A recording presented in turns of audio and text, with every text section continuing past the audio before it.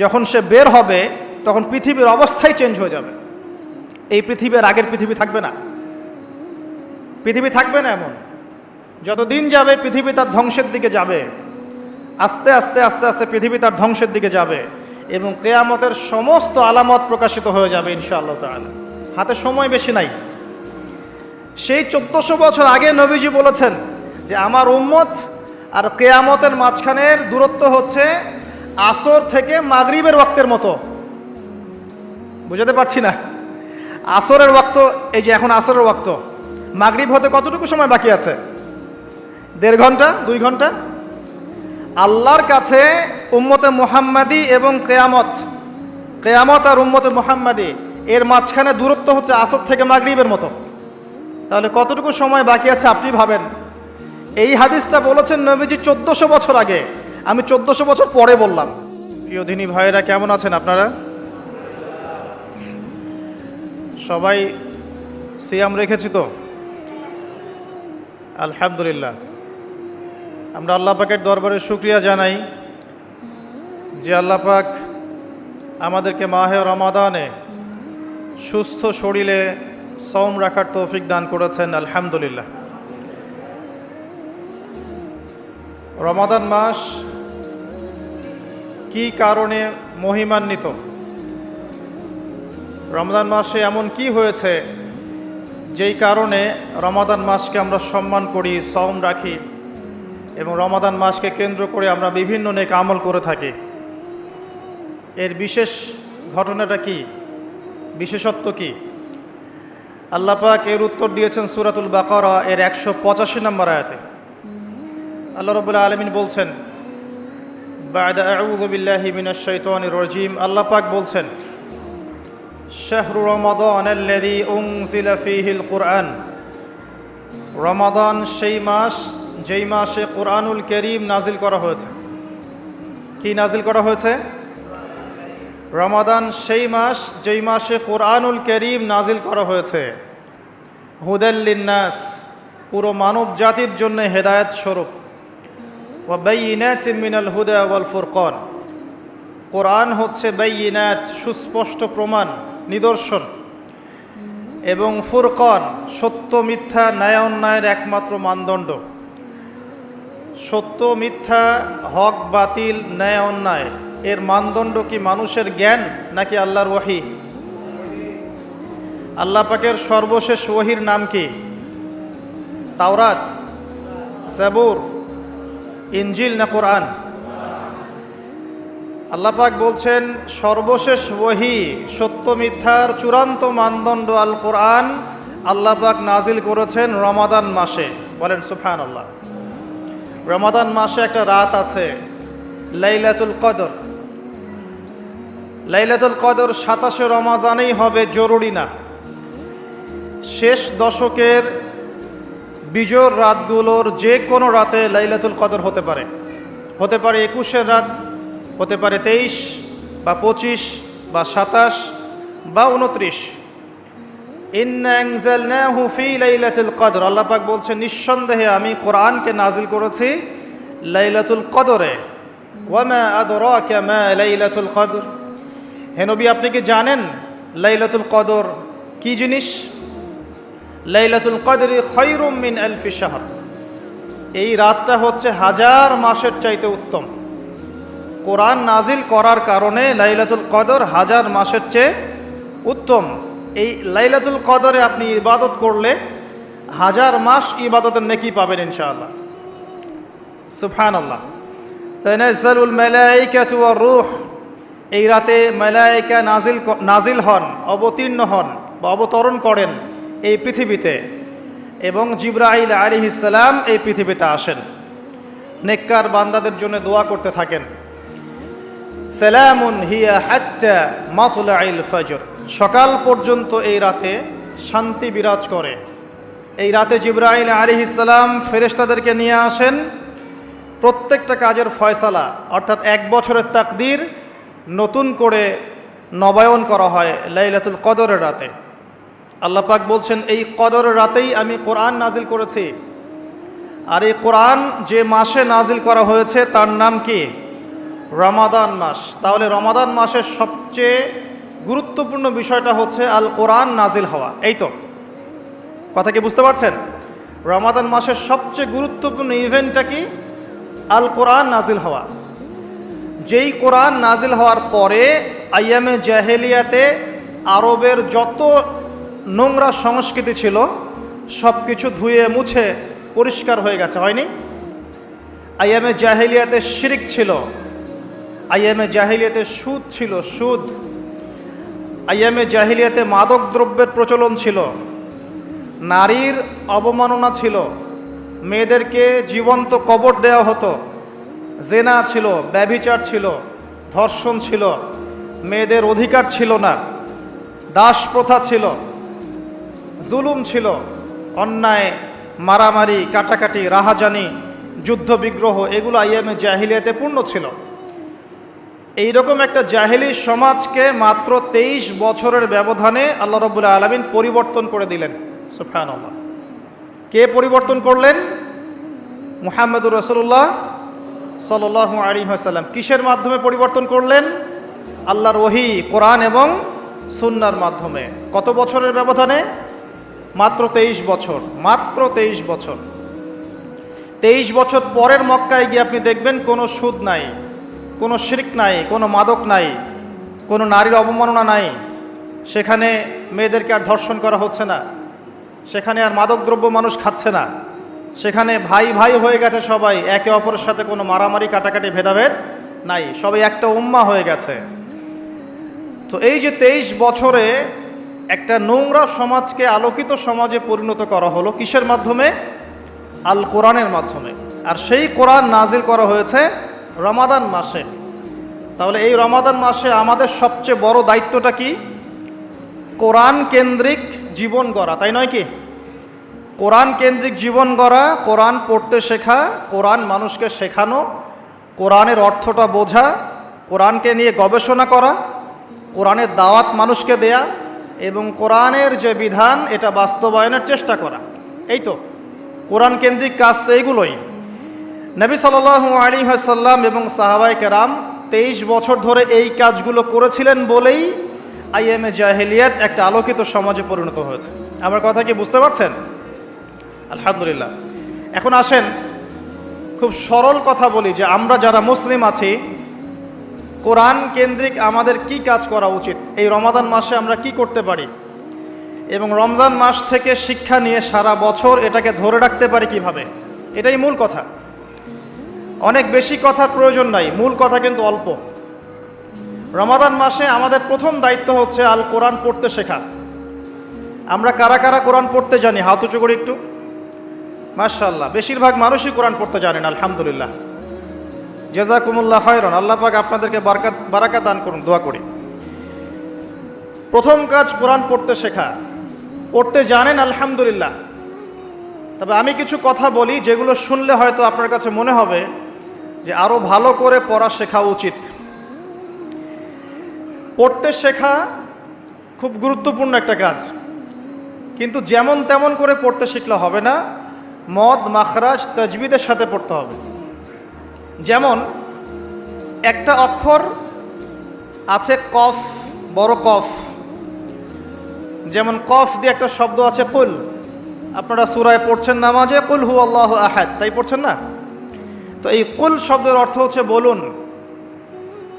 কিন্তু আপনি যদি কফ এর মাখরাজটা ভুল করেন এবং কফ না বলে আপনি ছোট কাফ পড়েন এবং কুল না পড়ে আপনি কুল পড়েন, বলেন যে কুল হু আল্লাহু আহাদ, তাহলে অর্থটা পরিবর্তন হবে। অর্থ দাঁড়াবে খাও আল্লাহ এক এবং অদ্বিতীয়। আমি কি বুঝাতে পারছি? শুধুমাত্র কফ এর উচ্চারণ সঠিকভাবে না করার কারণে আপনার অর্থ পরিবর্তন হয়ে গেছে, বলো এর জায়গায় খাও অর্থ চলে এসেছে। আপনি পড়ছেন আল্লাহু আকবার, আলহামদুলিল্লাহি রাব্বিল আলামিন, এই তো আপনি পড়ছেন আলহামদুলিল্লাহ। শব্দটা কি? আলহামদুলিল্লাহ। এই হা এর মাখরাজ কোথায়? হা এর মাখরাজ কোথায় বলেন একজন? কণ্ঠনালীর মাঝখান থেকে। এখান থেকে আপনি উচ্চারণ করছেন আলহামদুলিল্লাহি রাব্বিল আলামিন, অর্থ দাঁড়াচ্ছে সমস্ত প্রশংসা জগৎসমূহের রব আল্লাহর জন্যে। ঠিক আছে? কিন্তু আপনি এই হায়ে হুত্তির জায়গায় যদি হায়ে হাওয়াস পড়েন, যার মাখরাজ অন্য জায়গা থেকে, আপনি পড়ছেন ফর এক্সাম্পল আলহামদুলিল্লাহি রাব্বিল আলামিন, যেমনটা অনেকেই পড়ে থাকে। কেমন আছেন? আলহামদুলিল্লাহ ভালো আছে, তাই না? কেমন আছেন? আলহামদুলিল্লাহ ভালো আছে। তো আলহামদুলিল্লাহ না বলে সে বলেছে আলহামদুলিল্লাহ, ওই যে হায়ের উচ্চারণ পরিবর্তন হয়ে গেছে, এই কারণে অর্থ পরিবর্তন হয়ে দাঁড়াবে যে সমস্ত নিন্দা আল্লাহর জন্যে, যিনি জগৎ সমূহের রব। আমার কথা কি বুঝতে পারছেন? শুধু হা এর মাখরাজ ভুল হওয়ার কারণে এই সমস্যা হলো। তাই যারা পড়তে শিখেছি আরও ভালো করে পড়তে শিখি, মদের সাথে, মাখরাজের সাথে, তাজবিদের সাথে সমস্ত নিয়মকানুনগুলো আবার চর্চা করি, যাতে আপনার তেলাওয়াতটা 100% বিশুদ্ধ হয়। আল্লাহ পাক তৌফিক দান করুন। ফর এক্সাম্পল একটা উদাহরণ দিচ্ছি, আলিফ লাম মিম, সূরা বাকারার প্রথমে আছে না আলিফ লাম মিম? এই আলিফ লাম মিমের অর্থ আছে, কিন্তু আল্লাহ ছাড়া এই অর্থ কেউ জানেন না। এর অর্থ আমরা করতে পারবো না, কিন্তু অর্থ আছে। যালিকাল কিতাব লা রাইবা ফিহ, এটা এমন একটা কিতাব যে কিতাবের মধ্যে কোনো সন্দেহ নাই, কোনো সন্দেহ নাই। এই যে নাই, এর অর্থটা হচ্ছে লা মানে নাই, লা রাইবা কোনো সন্দেহ নাই। রয়ব মানে সন্দেহ, লা মানে না, লা রাইবা কোনো সন্দেহ নাই, ফিহি এর মধ্যে মানে এই কিতাবের মধ্যে। এখানে লায়ের উপর কি মদ আছে? লায়ের উপরে কি মদ আছে না? লাকে টানতে হবে না? কি বলেন? লাকে টানতে হবে না? লাকে টানতে হবে, লা রাইবা ফি, লাকে টানতে হবে। এই যে বলি আমরা লা ইলাহা, লাই টান নাই? লা ইলাহা, লাই টান আছে না? আছে। ইল্লাল্লাহ, কোনো ইলাহ নেই আল্লাহ ছাড়া। তো এই যে আপনি পড়ছেন লা রাইবা ফি, ঠিক আছে, কিন্তু আপনি যদি মদটাকে ভুল করেন এবং আপনি পড়েন যালিকাল কিতাব লা রাইবা ফি, লায়ে কি করেন নাই? মদ করেন নাই, লাই আপনি টানেন নাই, কিন্তু পড়েছেন যালিকাল কিতাব লা রাইবা ফি। অর্থ কি হবে? অর্থ হবে এটা এমন একটা কিতাব যে কিতাবে অবশ্যই সন্দেহ আছে। আমি মনে হয় বুঝাতে পারছি না। তখন অর্থ দাঁড়াবে এমন যে এটা এমন একটা কিতাব যেই কিতাবে অবশ্যই সন্দেহ আছে। যদি আপনি লায়ে টান না দেন তাহলে অর্থ পরিবর্তন হবে। আপনি পড়ছেন কুল ইয়া আইয়ুহাল কাফিরুন, বলুন হে কাফেররা, লা আ'বুদু, আমি ইবাদত করি না, মা তা'বুদুন, যার ইবাদত তোমরা করো বা তোমরা করছো। এখানেও লায়ের মধ্যে মদ আছে, লা আ'বুদু মা তা'বুদুন। কিন্তু আপনি যদি মদ না করেন, যদি পড়েন কুল ইয়া আইয়ুহাল কাফিরুন লা আ'বুদু মা তা'বুদুন, অর্থ কি হবে? বলুন হে কাফেররা, বলুন হে নবী হে কাফেররা, আমি অবশ্যই তার ইবাদত করি যার ইবাদত তোমরা করো। নাউযুবিল্লাহ। আমি কি বুঝাতে পারছি ভাই? অক্ষরের পরিবর্তনের কারণে, উচ্চারণের পার্থক্যের কারণে, টান কম বেশি হওয়ার কারণে কোরআনের অর্থ ঈমান থেকে কুফরির দিকে যেতে পারে। কথা কি বুঝতে পারছেন? অতএব যারা কোরআন তেলাওয়াত করা শিখেছেন আবারও শেখেন, শেখার কোনো শেষ নাই। যদি এখন আমি কোরআন তেলাওয়াত আপনাদেরকে ধরি, দেখা যাবে অনেকের তেলাওয়াত ভুল পাওয়া যাবে, পাওয়া যাবে না? অতএব এই রমজান মাসটাকে কাজে লাগান, রমজান মাসে কোরআন তেলাওয়াত করা শেখেন। ইমাম সাহেবের কাছে শেখেন, মুয়াজ্জিন সাহেবের কাছে শেখেন, আলেমের কাছে আসেন, মাদ্রাসায় যান। যদি এগুলো সুযোগ না থাকে, অনলাইনে অনেক কোর্স করানো হচ্ছে, অনলাইনে কোর্স করেন। সবচেয়ে ভালো হয় মাদ্রাসায় গিয়ে পড়লে। যদি মাদ্রাসায় পড়তে না পারেন, অনলাইন অফলাইনে কোর্সের মাধ্যমে শেখেন। আপনাকে শিখতে হবে, যে কোনো নিয়মে হোক শিখতে হবে। নুরানি পদ্ধতি বলেন, বৈজ্ঞানিক পদ্ধতি বলেন, যে নিয়মেই বলেন, আপনাকে বিশুদ্ধ করে শিখতে হবে। এবার শিখে ফেললে আপনি কি পাবেন? খুব সংক্ষেপে বলছি। শিখে ফেললে আপনি কোরআন তেলাওয়াত করবেন নিয়মিত। আমি পরামর্শ দেই প্রত্যেক দিন 1 পারা করে পড়েন, প্রত্যেক দিন 1 পারা, তাহলে 30 দিন 30 পারা পড়া হবে। প্রত্যেক মাসে একটা করে খতম দিতে পারবেন, আপনি বছরে 12টা খতম দিতে পারবেন। যদি আপনি বিশুদ্ধ করে তেলাওয়াত করতে শেখেন, তাহলে রাসূল সাল্লাল্লাহু আলাইহি ওয়াসাল্লামের কিছু হাদিস আপনার জন্যে। নবী সাল্লাল্লাহু আলাইহি ওয়াসাল্লাম বলেছেন, ইকরাউল কোরআন, তোমরা বিশুদ্ধ করে কোরআন তেলাওয়াত করো। ফাইন্নাহু ইয়াতি ইয়াউমাল কিয়ামা শাফিআন লিআসহাবিহি, কারণ কিয়ামতের দিন কোরআন তার পাঠকের পক্ষে সুপারিশ করবে। সুবহানাল্লাহ। তিনি বলছেন সূরা বাকারা এবং সূরা আলে ইমরান সুপারিশ করবে, ওই পাঠকের উপরে ছায়া প্রদান করবে। কিয়ামতের মাঠে কোনো ছায়া থাকবে? আল্লাহর আরশের ছায়া থাকবে, কোরআন আপনাকে ছায়া দিবে। সূরা আলে ইমরান, সূরা বাকারা আপনাকে ছায়া দিবে।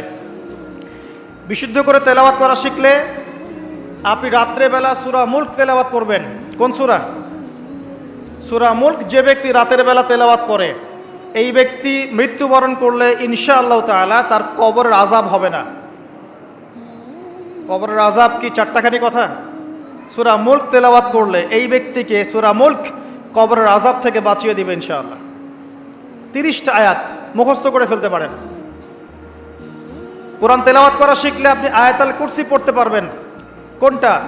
আল্লাহু লা ইলাহা ইল্লা হুয়াল হাইয়ুল কাইয়ুম, এখান থেকে শেষ পর্যন্ত।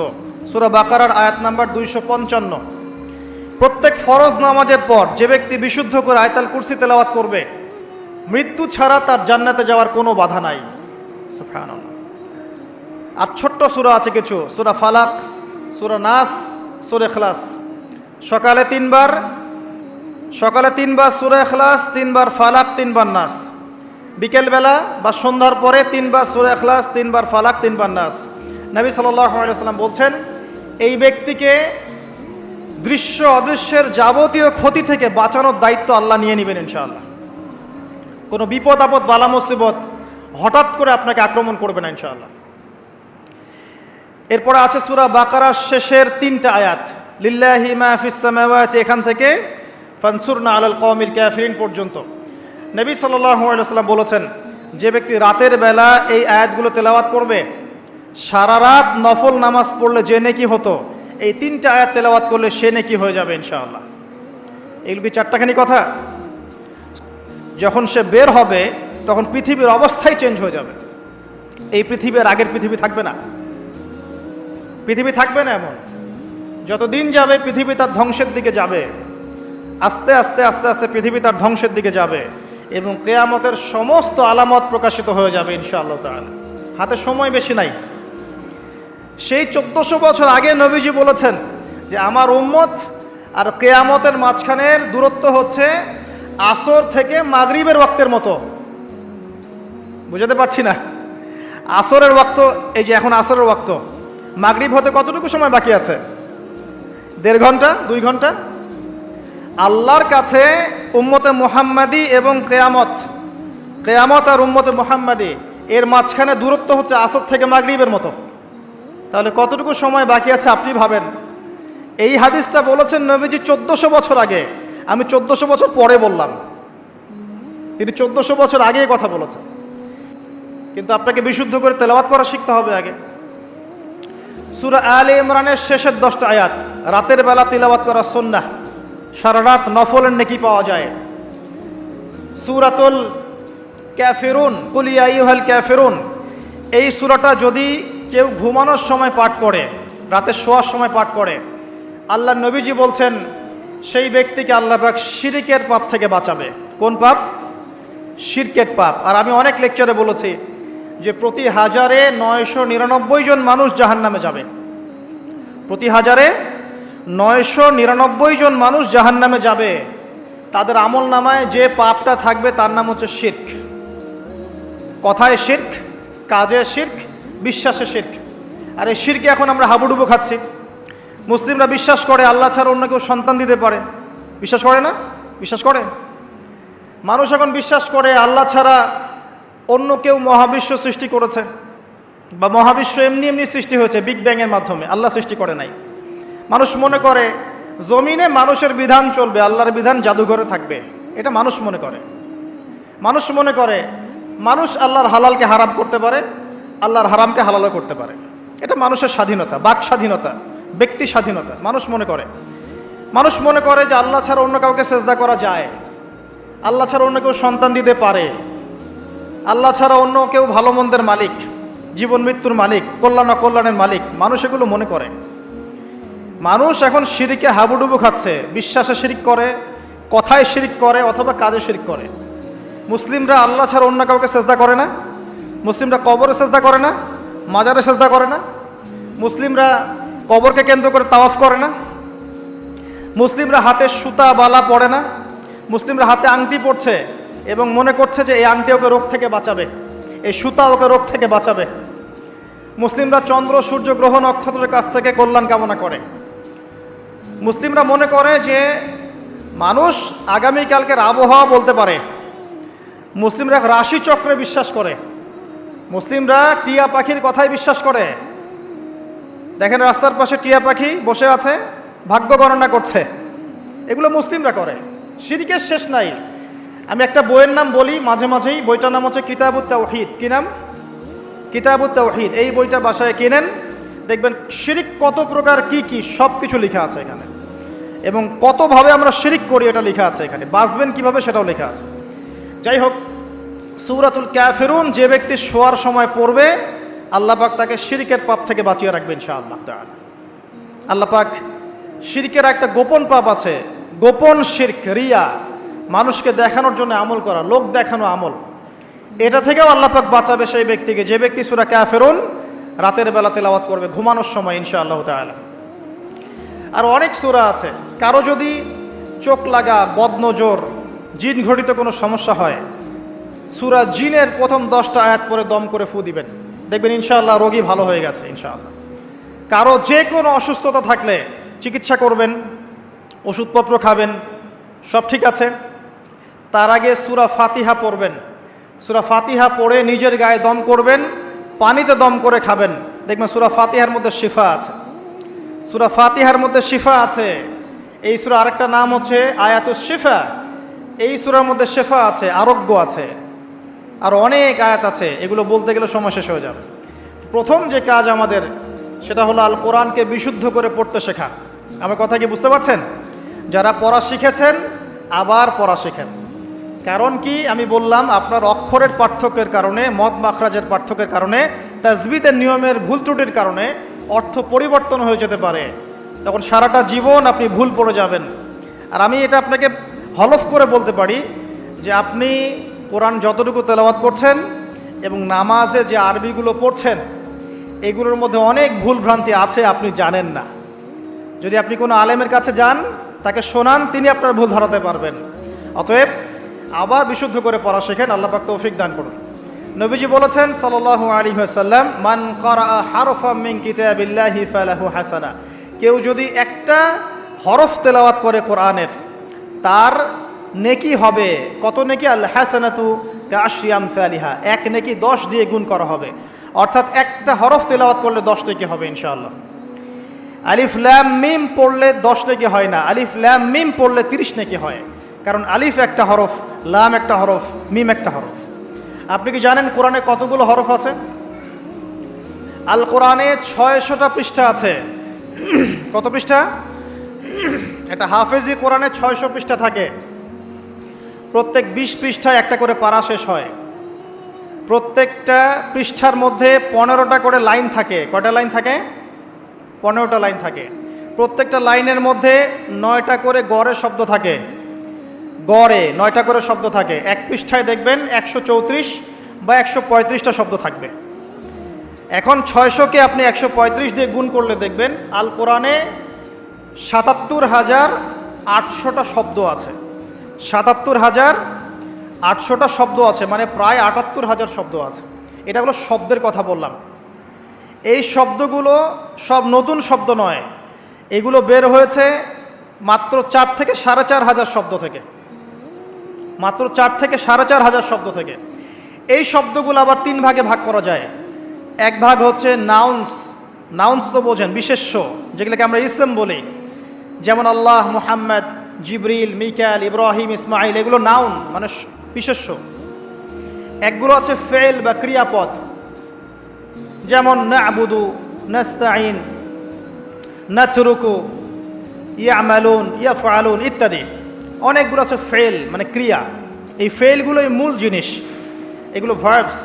এগুলো দুই ভাগে ভাগ করা যায়, ফেইলে মাজি এবং ফেইলে মুদারি, অতীতকাল এবং বর্তমান ভবিষ্যৎকাল। আরেকগুলো আছে হরফ বা অব্যয়, এগুলোকে আমরা ইংরেজিতে বলি প্রোনাউন্স বা প্রিপোজিশন বা কনজাংশন, ইন্টারজেকশন, এগুলো সব কিছু মিলেই হরফ। এই অল্প কিছু শব্দ থেকে কোরআনের ৭৮,০০০ শব্দ বের হয়েছে। কোরআনের যদি কেউ ৪০০ থেকে ৫০০টা মাজদার জানে, মাত্র ৪০০ থেকে ৫০০টা মাজদার, ইনশাআল্লাহ তাআলা সে কোরআনের ৭০% অনুবাদ করতে পারবে ইনশাআল্লাহ। কথা কি বুঝতে পারছেন? হয়তো কিছু বুঝতে পারছেন না। মাত্র ৪০০ থেকে ৫০০টা মাজদার, মূল ওয়ার্ড, রুট ওয়ার্ড কেউ যদি জানে, এবং এই একটা শব্দ থেকে অনেকগুলো শব্দ তৈরি করার ট্রান্সফরমেশন পদ্ধতি আছে, একটা আরবি ব্যাকরণ একটা পদ্ধতি আছে, যে একটা শব্দ থেকে আপনি অনেকগুলো শব্দ তৈরি করতে পারবেন। আরবিতে এরকম পদ্ধতি আছে। এই পদ্ধতিটা যদি সে জানে এবং এই সিনোনিমসগুলো, ভোকাবুলারিগুলো মনে রাখতে পারে, মাজদারগুলো মনে রাখতে পারে, ইসিমগুলো মনে রাখতে পারে, হরফের ব্যবহারগুলো জানে, সে ইনশাআল্লাহ তাআলা অল্প সময় করতে পারবে ইনশাআল্লাহ। বাকি 30% কি হবে সেটা নিয়ে পরে চিন্তা করা যাবে। আমি একটা ছোট্ট উদাহরণ দিচ্ছি। সূরা ফাতিহা, এখানে কম বেশি 18 থেকে 20টা শব্দ আছে, ঠিক আছে? আলহামদুলিল্লাহি রব আলামিন, রহমান রহিম, মালিক ইয়াউমদ্দিন, শব্দগুলো আছে। হয়তো সব মিলিয়ে হবে 18 থেকে 20টা শব্দ। সূরা ফাতিহার এই শব্দগুলো কোরআনে রিপিট করা হয়েছে ৭৮০০ বার। কতবার? ৭৮০০ বার। মানে সূরা ফাতিহার অর্থ যে জানে, সে কোরআনের ৭৮০০টা শব্দের অর্থ জানে।